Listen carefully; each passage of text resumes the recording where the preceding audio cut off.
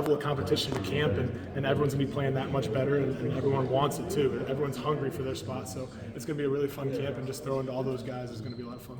Mark, what's been your approach in terms of leadership coming from a place where you won a bunch of games and performed really well, and now you're at a different level? I guess how do you approach your leadership? Yeah, I mean, I kind of bring it back to where I was when I was a freshman coming in at South Dakota State. And, I ended up winning the starting job there, and I was a freshman. I didn't know anybody. I had to go build those relationships, and kind of taking that same approach here, building those relationships, not stepping too far out of my boundary, and trying to build the camaraderie, hang around with the guys in the team.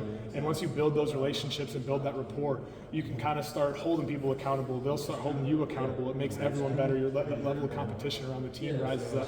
And I'm able to, again, start speaking in front of the team, start talking to more guys, and have that outreach amongst everybody. Who'd you take to Dallas? Can you disclose that? I mean, there's pictures up on my Instagram of it. But I took down Addison Estranga, KJ Parker, Sam Phillips, and then Jacob Gill. So it was a good time hanging with those guys. Specifically, how much did that help? It was good. I mean, I went down there and worked with my QB coach, Jeff Christensen. Okay. He works with a bunch of other NFL guys, and it was really good and beneficial for me, just kind of getting that rhythm back throwing-wise, and then even just getting that rhythm with those guys too. Jeff, tell me what you think about Iowa, going back to your high school day. I know you've known him for a while, and Jake was obviously here. Yeah. I mean, he told me a couple things, and I mean, Jake had a different kind of experience here for sure. It had ups and downs, but I mean, he said he's going to be cheering for me through and through, and he's happy I ended up at Iowa. You went on an O-line trip too, so you've been kind of traveling. Yeah. I went out. Me and the O-line ended up going down to the Ozarks. It was a lot of fun. Again, just building those relationships, like I was saying before, is one of the most important things to any football team. And if you can have a closer team than the team across from you, you're going to win a lot more games. It seems like you played in a lot of really big games. That having those bonds, that chemistry when it's cold, it's a tough game, everything's hurting. They're kind of fighting for each other. Is that what you've experienced in the past, and why you were so successful where you were, and then how that can parlay to something? 100%, because you're playing for the guy next to you, and that's the most important thing. And it's not just for yourself, because when you're playing for that guy next to you, you guys have that synergy. It's like the two horses can pull a lot more weight than just one by itself, or like two by itself. And even with this team right now, trying to build the camaraderie between the offense and defense. With my past teams, the offense and defense were so close together that, okay, the offense is struggling one day, defense is going to have our back. The defense is struggling one day, offense is going to have our back. Same with the special teams. So just having that camaraderie amongst the entire team has really helped in the past, and hopefully we can get that going here. How much have you talked to Adam Bond? I've talked to him a lot. You know, I mean, he grew up in Solon, and he grew up being a Hawkeye fan his entire life. And I mean, I've hung out with him a couple times this summer, and it's been good to see him, and good to see him get an opportunity in the NFL with the Buccaneers for a little bit, and hoping another opportunity comes from here soon. Fall camp's just almost here now. So what are your emotions now? You got here, what, in January? Yeah, right? January. I mean, like, now it's getting close, so how are you feeling? Gosh, I'm excited. I'm excited. I mean, I love playing football. I love being out there with the guys, and I mean, we're playing a kid's game out there, and why not just go out there and have fun every single day with the guys? It's my last one in college, so just go out there and really enjoy every single moment and enjoy every practice. But do you feel ready, I guess, with the offense? I mean, where are you at comfortable? Yeah, I feel 100% comfortable with the offense right now, and I mean, just working with Coach Lester and even the other quarterbacks, receivers, and just spending a lot of time on my own watching film, studying it. I feel really good with the offense, and I mean, even this week we're just kind of doing our own prep because the coaches are all on their vacations this week and stuff. So quarterbacks kind of had to do the play calls this week, which was really fun. Mark, have you heard any feedback in terms of your style of play or the way you throw a ball? I was talking to Jay, and he was like, man, Mark throws the ball hard compared to other guys he's played with so far. Is that something you've heard, or anything else you hear from the guys that you're throwing the ball to? I mean, a lot of the guys that I've been talking to, at least in the team, they have been kind of saying that I throw a little bit harder, and just kind of trying to have that balance of when I need to throw the ball hard, when I need to get the ball in a little bit lighter and make it easier for our guys to catch. But there's been some throws that some guys have been impressed with, which has been cool to see, I guess. Do you have to kind of regulate yourself? Do you have to kind of regulate yourself in terms of how many balls you throw, because you had all that time off, you kind of wanted to just go, and you got to maybe work yourself back in? Yeah, and that's part of the full progression of coming back from any injury. And I mean, to start off the summer, I was trying to limit myself, trying not to have that soreness in the shoulder, kind of just like a pitcher coming back from pitching 3 days ago, you know, like they're trying to warm back up into it. But now I'm full go, I'm throwing every single day, just trying to get ready for fall camp. Mark, in terms of making the transition from South Dakota State to being at SDSU, I mean, you kind of have the cream of the crop in the FCS. Offensively, it's a little bit different level of competition. I guess what's that transition been like to go from peak talent to maybe transition to Iowa where it's a little bit different? Yeah, and we're playing against one of the top defenses in the country every single day of practice, which makes it a lot more fun for me because trying to learn their scheme, trying to understand the guys and how they play. It's been really fun competing against Xavier at safety every single day, and we talk after practice, kind of going back and forth about just like, oh, I got you there, and kind of stuff like that. So it's been fun to compete against them, but the biggest difference is kind of the speed of the defense right now, and just getting those reps in practice, being able to see it all spring has really helped it, and I feel really comfortable with the game right now. And what is Coach Lester, what was kind of his pitch to you to come here? Why? How do you fit into his system? Yeah, and playing at South Dakota State, we kind of had a very similar pro-style offense, a lot of motions, a lot of just top-down reads, a lot of field reads all the way across, and just having the kind of similarity there. And then also him kind of telling me that this is like the Packers offense pretty much. We're kind of bringing the NFL-style offense, the Shanahan system over here, which kind of helps me get into that next level. And then him just being a quarterback in the past and him being able to teach me and bring my game to another level, and not only just on the field but mentally and in the film room as well. Take me through your pre-snap process when you guys have motion versus when you don't. What are you looking for? How often can you diagnose what they have even before the ball snap?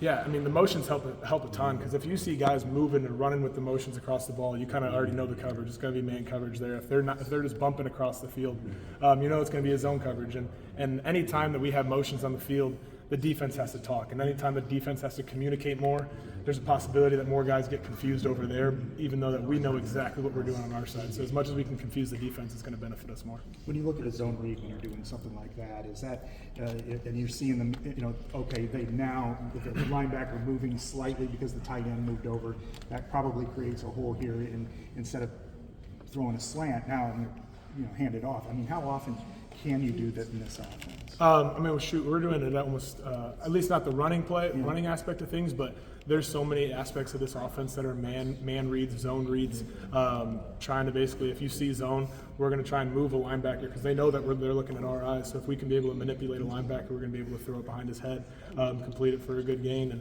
And even just in the RPO world, almost all our runs are going to have an RPO tag against for it, just in case the defense is bringing some sort of pressure and has that ability to relieve us of that pressure, really.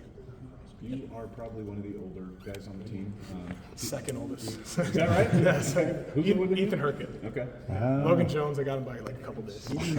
Even still, do you remember much of watching the Mannings play NFL football? I do. And I remember, I feel like this is one of my earliest memories.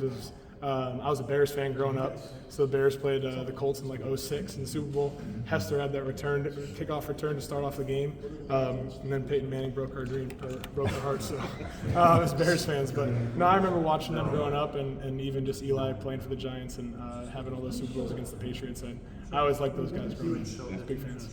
Is there ever a moment, even when you go to a thing like the Manning passing camp, that you get a little starstruck playing with guys like that or being around guys like that? Yeah, and it was nice being there for a second time this year. Last year, it was kind of like, holy cow, these are the Mannings. Like, these are powerful people in just sports media, the sports world in general.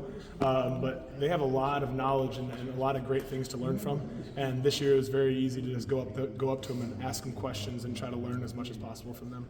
So you actually have main things you took away from the mini camp?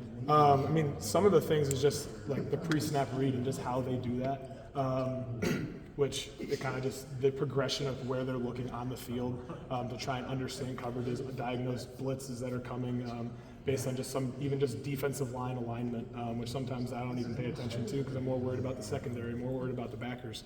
But one of the big things that I really like that Peyton always did with his receivers is instead of running 10, 15 routes while you're throwing routes to receivers, maybe run like 3 and run them over and over again so you master them. And you choose that day, we master it that day.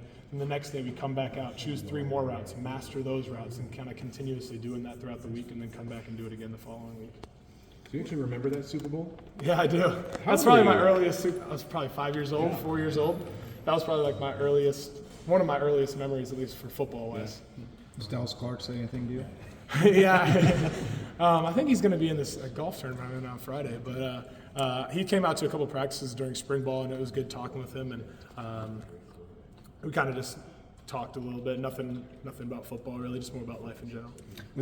With now that you guys get a chance to work with Tim Lester and Seb, doing a recruiting pitch, is there anything that's kind of surprised you about the way he goes about things, or has it just been kind of exactly what you expected? Yeah, and that's what's so great about the recruiting process with Iowa is everything they talked about, everything they quote unquote promised. They didn't really promise anything, but it's been exactly the same, and it's been really great to see. And Lester always brings a ton of energy, and when I had that meeting with him during our recruiting time, he had that same energy throughout. So it doesn't ever falter.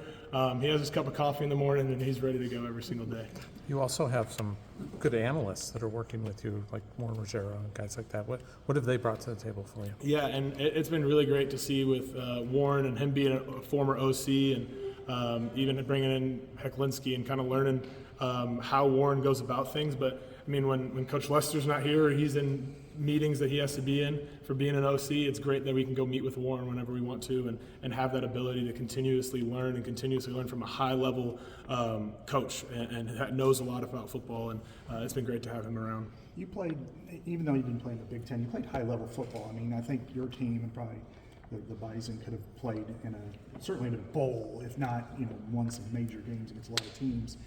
What is it that people, whether it's here or everywhere, should know about where you came from, what you accomplished, and then also how high level those games and those teams were, and what does it say about the Dakota schools that they can be so competitive at the highest level? Yeah, and I got to give it up. I'm going to give a good shout out to my Coach Stiglmeyer, who's former coach at SDSU, who kind of built that program up to where it is today. And it took a long time. It took a lot of the former players to grow it to that, and I got to thank a lot of them for it.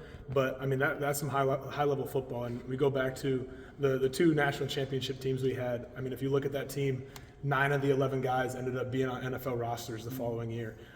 Me being one of them that's still in college, another guy just decided to be done with football. But I mean, you can't say that for a lot of college teams in the Division I level, FBS level. So just knowing that that's how high level of players that we were playing with and competing with kind of just says a lot right there. How much